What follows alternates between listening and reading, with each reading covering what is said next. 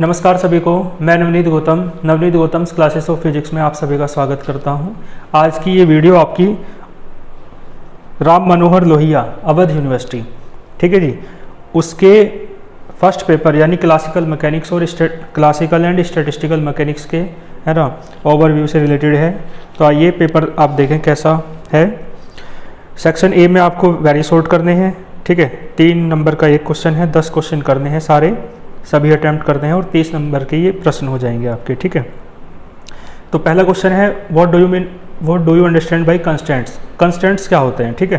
तो इस तरीके से आप देख सकते हैं कितना अच्छा क्वेश्चन है। और फिर सेकंड क्वेश्चन है डी एलम्बर्ट का प्रिंसिपल क्या है, उसका एक एप्लीकेशन आपको बताना है। सी क्वेश्चन है आपका जनरलाइज्ड कोऑर्डिनेट्स क्या होते हैं और उन्हें यूज करने के लाभ क्या होते हैं, एडवांटेज ऑफ यूजिंग दैम, ठीक है। डी है आपका एक्सेसिबल माइक्रोस्टेट्स से आप क्या समझते हैं। और आपका जो नेक्स्ट क्वेश्चन है वो है आपका explain the difference between macrostate और माइक्रोस्टेट। मैक्रोस्टेट और माइक्रोस्टेट के बीच अंतर पूछा है। अगले क्वेश्चन में आपसे मीनिंग पूछा है थर्मोडायनेमिकल प्रोबेबिलिटी, यानी उसकी डेफिनेशन आपको लिखनी है। और नेक्स्ट क्वेश्चन में आपसे पूछा है बोल्ट्जमैन कैनोनिकल पार्टीशन फंक्शन, यानी वही बोल्ट्जमैन का जो पार्टीशन फंक्शन था, ठीक है, उसकी डेफिनेशन लिखनी है फॉर्मूले सहित। फिर अगले क्वेश्चन में आपसे पूछा है इनवर्स स्क्वायर लॉ फोर्स क्या होता है, ठीक है जी, यानी ऐसे फोर्स, ये सब मैंने करा रखा है सेंट्रल फोर्स वाली यूनिट में, ठीक है। यहाँ बताऊँगा नहीं, तो वहाँ आप देख लेंगे अच्छे से, ठीक है, क्योंकि पेपर के ओवरव्यू की बस वीडियो है। अगला क्वेश्चन है प्रिंसिपल ऑफ वर्चुअल वर्क, है ना, एक्सप्लेन आपको करना है। अच्छा क्वेश्चन है, इंपॉर्टेंट टॉपिक्स के अंतर्गत आता है। और उससे अगला है साइक्लिक कोऑर्डिनेट्स क्या होते हैं, एग्जाम्पल से ही समझाना है, ठीक है।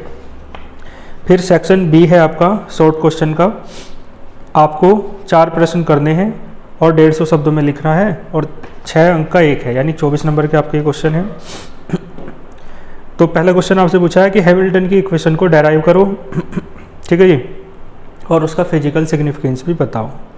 अगले क्वेश्चन में लैग्रेंज की इक्वेशन को डी एलम्बर्ट प्रिंसिपल की हेल्प से कंजर्वेटिव सिस्टम के लिए डेराइव करा लिया है, ठीक है। तो लैग्रेंज और हैमिल्टन की जो इक्वेशन है दोनों के डेरिवेशन आपसे पूछे गए हैं, ठीक है। और इससे अगले क्वेश्चन में आपसे इक्वेशन ऑफ मोशन पूछी है पार्टिकल की अंडर सेंट्रल फोर्स, तो ठीक है, ये भी करा रखा है मैंने सब। इसके बाद देखो नेक्स्ट क्वेश्चन जो है आपसे लेवलेज थ्योरम पूछी है। लेवलेज थ्योरम, है ना, मैंने बताया इंपॉर्टेंट है आपके लिए काफ़ी, ठीक है जी। और उसका यूज बताना है स्टडी ऑफ एनसेम्बल्स में, एनसेम्बल की स्टडी में वो किस तरीके से लाभदायक है, ठीक है। तो प्रूफ करनी है ये थ्योरम, है ना। अगला क्वेश्चन है आपका law of equipartition of energy, discuss भी करना है और प्रूफ भी करना है, ठीक है। और उससे अगला क्वेश्चन है बोल्ट्जमैन का जो कैनोनिकल डिस्ट्रीब्यूशन लॉ है वो भी आपको करना है, ठीक है, कंप्लीट। फिर नेक्स्ट क्वेश्चन में आपसे कहा क्लासिकल स्टैटिस्टिक्स, फर्मी डिराक और बोस आइंस्टीन, यानी क्लासिकल कौन सी होती है, मैक्सवेल बोल्ट्जमैन वाली, तीनों में आपको अंतर बताना है, ठीक है, करा रखा है मैंने अच्छे से। और इसके बाद है आपका नेक्स्ट क्वेश्चन जो है सेक्शन सी लॉन्ग क्वेश्चन, 2 प्रश्न आपको करने हैं और आपको दे कितने रखे हैं, 3 क्वेश्चन, है ना, बल्कि 4, 2 करने हैं, 450 शब्दों में लिखना है और 10.5 नंबर का एक क्वेश्चन है, ठीक है। तो आपको बताना है 9th क्वेश्चन क्या है, what do you understand bye canonical, micro canonical और ग्रांड कैनोनिकल एनसेम्बल्स की डेफिनेशन जितना करा रखा है उतना अच्छे से कर देना है, ठीक है। What is meant by black body radiation, black body radiation क्या होता है, प्लैंक का फॉर्मूला पूछा है ना, बोस आइंस्टीन स्टैटिस्टिक्स की हेल्प से, तो अच्छा क्वेश्चन है, बहुत इंपॉर्टेंट है।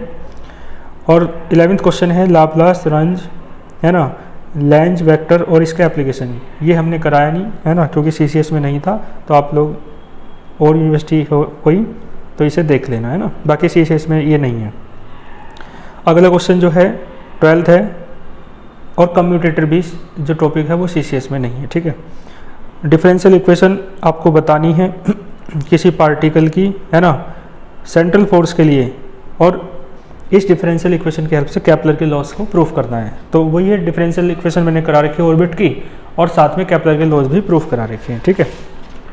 तो इस तरीके से ये पेपर था आपका डॉक्टर राम मनोहर लोहिया अवध यूनिवर्सिटी, ठीक है। मिलते हैं फिर नेक्स्ट किसी पेपर के एनालिसिस के साथ, तब तक के लिए ऑल द वेरी बेस्ट।